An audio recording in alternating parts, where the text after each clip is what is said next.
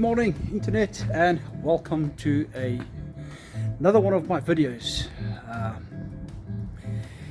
It's going to be a quick one. This one I have a little bit of footage for you which has been compiled over the course of 2 days. It's Saturday morning.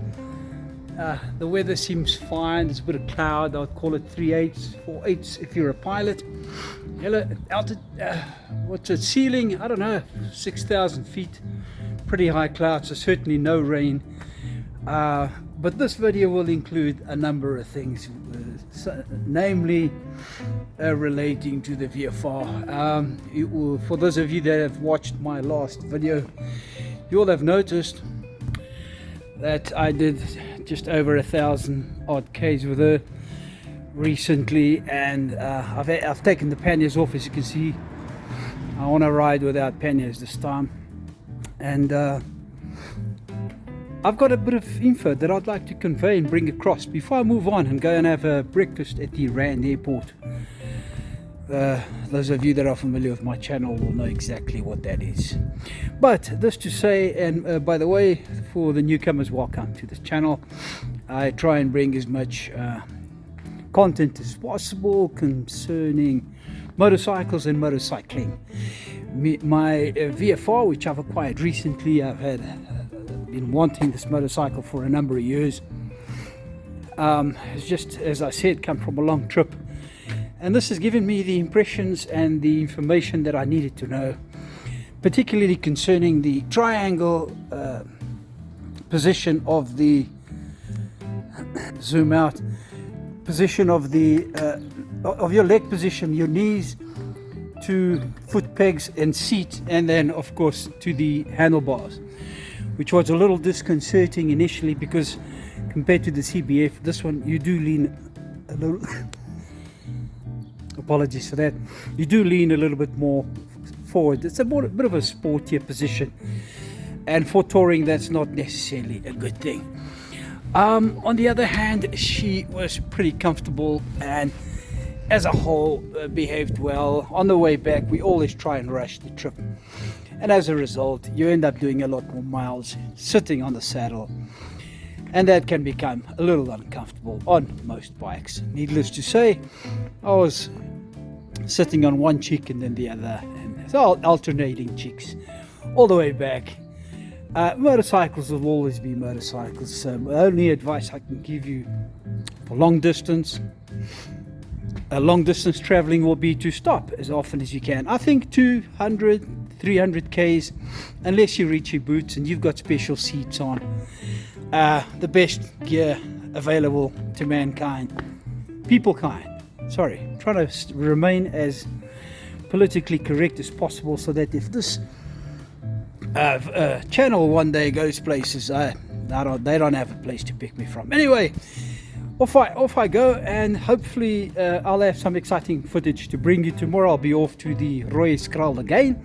It's that time of the month we always meet, and hopefully I'll have, like I say, some exciting footage. So cue the intro.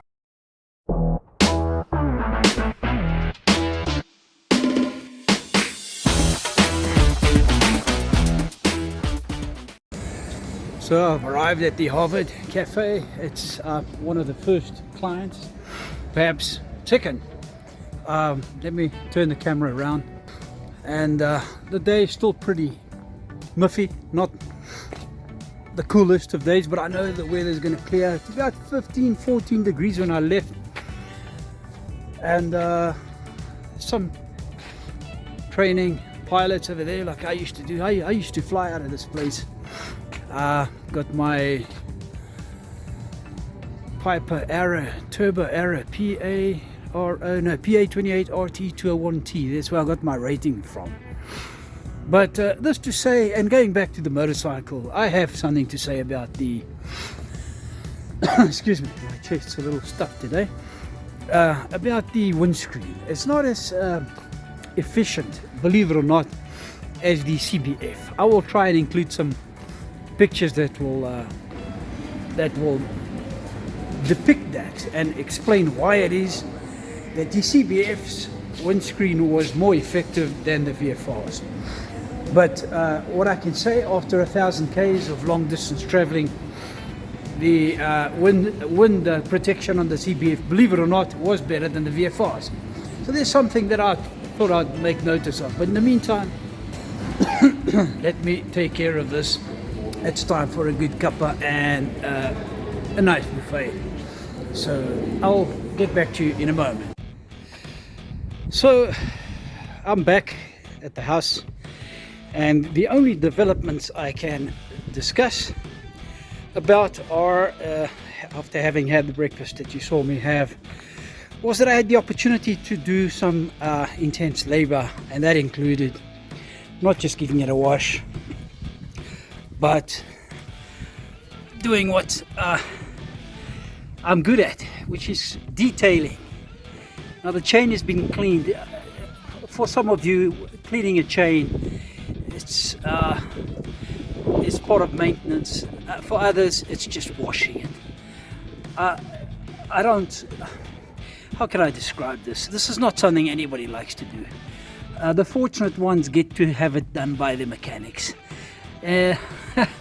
I don't mind doing it, although I've got to say, this is intense, guys. Cleaning a chain. In fact, on this one, I had to do a bit more than that. If you look underneath there and by the stand, even inside, let me see if I can do this. Just where the front sprocket is, just over here, inside, that was just full of gunk from the chain. Stuff that I didn't even recognize as an item, such as this unit here that holds the suspension. That you could hardly see that because of the gunk.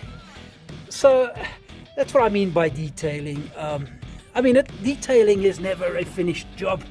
There is always something that you need to do, and that is not complete. But anyway, for now, this is good enough. And I think the paintwork is still good.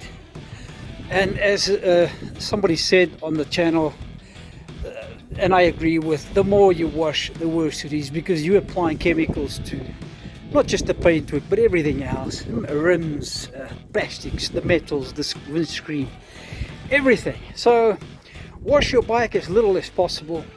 But like I say, detailing is my thing. So I had the opportunity and the time to do this because I have the time. It's not always that this kind of time happens. It was a good 2.5 hours at least, if not more, to get the bike to look like this. Everything is spick and span. It's just all nice and clean. The chain hasn't been lubed. That's probably the last thing I need to do. Anyway, she's ready. I need to do my boots because that's me. I like to pitch up with a polished bike and polished boots. So I'll probably see you on the other side in Pretoria with the CMA. So as it turns out, things haven't quite turned. The event that was meant to take place today did not turn out as I anticipated. I was meant to go to Pretoria, and as a result of some lack of attention to detail, which is not very common from my side, even though recently I've had 1 or 2 incidents of the same nature. But that's to say that the trip to Pretoria did not take place. But to pick up from yesterday's story, I'd like to add that the detailing that I'm particularly good at, I mentioned that the cleaning of certain items on the motorcycle, spraying it with chemicals that prevent ultraviolet radiation and causing the plastics to become brittle, fading the paint, in my case the red paint is particularly sensitive to extreme heat and UV light. As with everything, ultraviolet has a way of prematuring age on all items.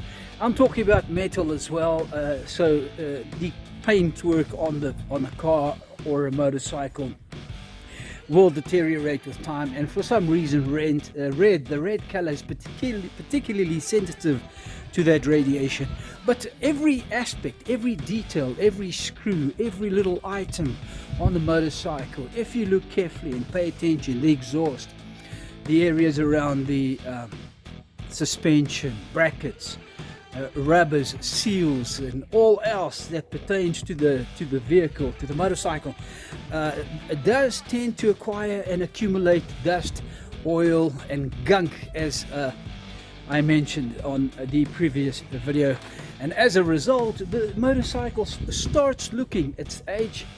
And it just, in my case, the point of interest is you can have an old item, an old vehicle, an old motorcycle, and make it look pretty neat if you pay attention to it. I'm talking about not just the paintwork, but as I said, bringing a good shine and a good clean to items that one never pays attention to. You might not think so, that these things aren't noticeable, but all you have to do, to give you an example, is if you take a house and they say, as they say, and you paint the paint box, all of a sudden you realize that there is a lot more to do to the house than just the paint box. And that's more or less how it works with detailing. You don't necessarily have to replace items, but make them, renew them, bring life to them. I'm in the habit. There's a guy that I forget his name on YouTube. He rebuilds model cars, and it's miniatures, matchbox. Forget his name completely, but some of you will probably know who I'm talking about. And I think it's interesting how the kind of detail and work and labor that goes into in restoration of old matchbox toys. That's what he does. Varty, I think it is, an Australian guy, and I think his YouTube channel is absolutely amazing. So I will probably bring across a video containing detailing aspects that form a big part of making some old motorcycle look new again, which was the case. If you look back at my NC700, I want to try and bring pictures of the before and after if I can. This will probably take a while, but I'm going to try and bring some detailed photographs on how the old paintwork on my motorcycle was disguised by some of the chemicals that I used to spray on, which were UV protective related chemicals. I might even have the name of the items that I'm talking about. But this to say that there was no riding, and to complete the topic that I spoke about yesterday, the wind protection or the windscreen on the VFR and the CBF600, would you believe, now that I know the motorcycle well, the CBF's windscreen was fantastic. So it was something that I took for granted when I had that motorcycle. So kudos for the CBF600. Like this, the NC700, one of the most underrated motorcycles on the market. I think if you own a Honda, whether it's a Grom or a Goldwing, take a good look at everything the motorcycle does, as opposed to what it doesn't do. So once again, kudos to the Honda brand, and hope you enjoyed everything I brought, and God bless. I'll see you on the next video.